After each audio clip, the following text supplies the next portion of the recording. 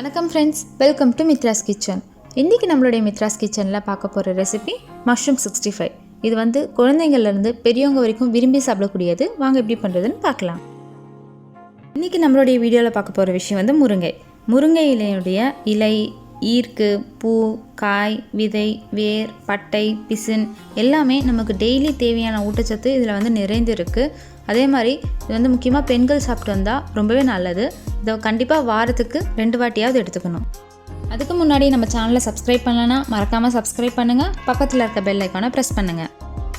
First ஒரு paste ready பண்ணலாம். அதுக்கு 3 டேபிள் ஸ்பூன் கடல மாவு, 2 table spoon cornflour, 2 table spoon பச்சரிசி மாவு, தேவையான அளவு உப்பு, காரத்திற்கேற்ப மிளகாய்த்தூள், 1/4 டீஸ்பூன் மஞ்சத்தூள், 1 டீஸ்பூன் மிளகுத்தூள், 1 டீஸ்பூன் தனியாத்தூள், 1 டீஸ்பூன் கரம் மசாலா.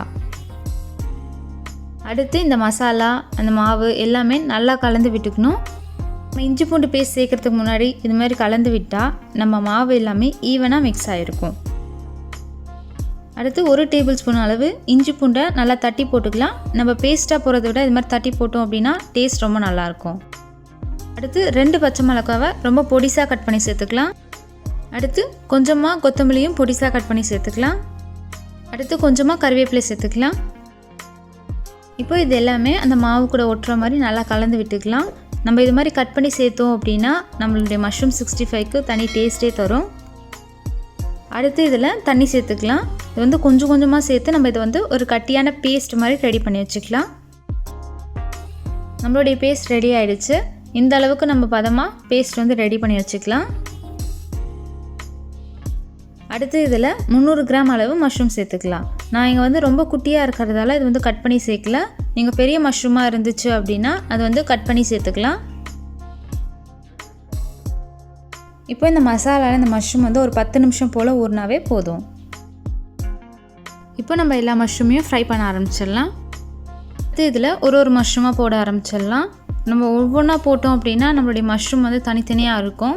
நம்ம ஒரு வழியாக போட்டோம் அப்படின்னா மஷ்ரூம் எல்லாமே ஒன்றோட ஒன்று ஒட்டி இருக்கும்.